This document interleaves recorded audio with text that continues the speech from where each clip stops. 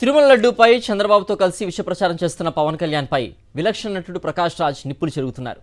కొద్ది రోజులుగా పవన్ కళ్యాణ్పై ట్వీట్లతో పోరాడుతున్నారు ప్రకాష్ రాజ్. కల్తీ నెయ్యిని వాడనే లేదని టీటీడీ ఈవో స్పష్టం చేసిన లడ్డూలో కల్తీకి ఆధారాలు లేవని సుప్రీం న్యాయమూర్తులే చెప్పిన పవన్ కళ్యాణ్ మాత్రం పంచీల రంగులు మార్చి కొత్త దేవుడి అవతారం ఎత్తడంపైన ప్రకాష్ రాజ్ మండిపడ్డారు. పదే పదే సనాతన ధర్మం అంటూ పవన్ మొదలుపెట్టిన కొత్త డ్రామాను ఉద్దేశించి ప్రకాష్ రాజ్ మరో ట్వీట్తో కొట్టారు. జనసేన నాయకుడు ఉప ముఖ్యమంత్రి పవన్ కళ్యాణ్ చిత్ర విచిత్ర విన్యాసాలతో ఏపీలో అశాంతి రాజేస్తున్నారు. తిరుపతి లడ్డూలో జంతువుల కొవ్వు కలిపారంటూ చంద్రబాబు నాయుడు విష ప్రచారం మొదలుపెట్టిన సంగతి తెలిసిందే. కూటమిలో భాగస్వామి అయిన పవన్ కళ్యాణ్ ఈ నిరాధార ఆరోపణను ఖండించాల్సింది పోయి తాను కూడా తందానా అనేశారు. ఈ క్రమంలో కోట్లాది మంది భక్తుల మనోభావాలు దెబ్బతీసేలా వ్యవహారాలు నడుపుకొచ్చారు పవన్ కళ్యాణ్. దీనిపైనే ప్రకాష్ రాజ్ తన ట్విట్టర్ ఖాతాలో ఓ పోస్టు పెట్టారు. మీరు ఉప ముఖ్యమంత్రిగా ఉన్న రాష్ట్రంలో కల్తీ జరిగిందని మీరు నమ్మితే దానిపై విచారణ జరిపి దోషులపై చర్యలు తీసుకోవాలి.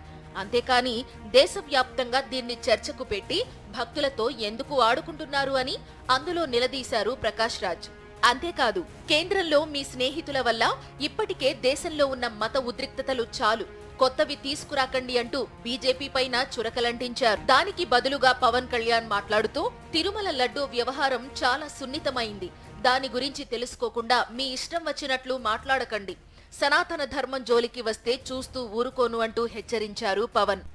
తాను పెట్టిన పోస్టు పవన్ సరిగ్గా చదవకపోయి అయినా ఉండాలి, లేదా అర్థం కాకుండా అయినా ఉండి ఉండాలనుకున్న ప్రకాష్ రాజ్ మరో ట్వీట్ పెట్టారు. పవన్, నేను అడిగిందేంటి, మీరు చెబుతున్నదేంటి? నేను ప్రస్తుతం షూటింగ్ కోసం విదేశాల్లో ఉన్నాను. వచ్చిన తరువాత మీ ప్రశ్నలకు సమాధానం చెబుతా.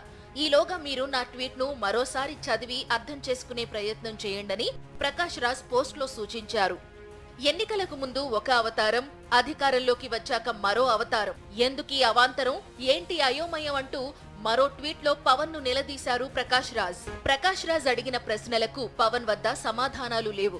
తిరుపతి లడ్డూలో చంద్రబాబు చెప్పమన్నట్లు అబద్ధాలు చెప్పడం మాత్రమే పవన్ కళ్యాణ్ చేస్తున్నారు. దాంతోపాటు బాబు డైరెక్షన్ లో ప్రాయశ్చిత్త దీక్ష డ్రామా ఆడారు. ఈ సందర్భంగా తన కూతురితో తిరుమల వెళ్లి అక్కడ డిక్లరేషన్ డ్రామా ఆడారు. పవన్ కు రష్యా భార్య ద్వారా పుట్టిన అమ్మాయిని తీసుకుని ఆయన తిరుమల వచ్చారు. నిజానికి మైనర్లు డిక్లరేషన్లు ఇవ్వాల్సిన అవసరం లేదు. రెండోది, ఆ అమ్మాయికి భారత చట్టాల ప్రకారం పవన్ చెబుతోన్న సనాతన ధర్మం ప్రకారం కూడా తన తండ్రి కులము మతమే వర్తిస్తాయి. అటువంటప్పుడు అసలు డిక్లరేషన్ ఇవ్వాల్సిన అవసరమే లేదు. మరి పవన్ ఈ డ్రామా ఎందుకాడినట్లు అని భక్తులు కూడా నివ్వెరపోతున్నారు. దేవుణ్ణి కూడా రాజకీయాల్లోకి తెస్తారా అని సుప్రీం న్యాయమూర్తులే ఆగ్రహం వ్యక్తం చేసిన సంగతి తెలిసిందే.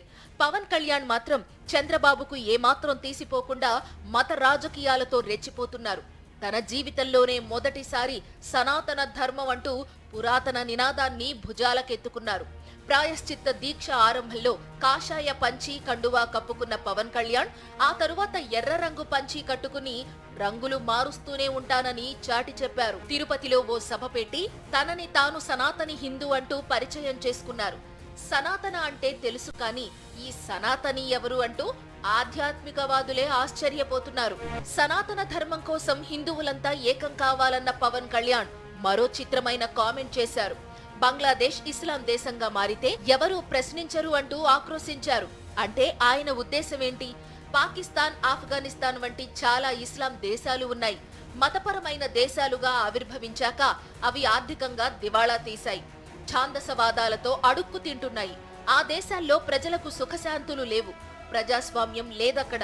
భారతదేశాన్ని కూడా అలా చేయాలని పవన్ కళ్యాణ్ భావిస్తున్నారా అని మేధావులు నిలదీస్తున్నారు. పవన్ సనాతన ధర్మ షో పైన ప్రకాష్ రాజ్ ట్వీట్ పెట్టారు.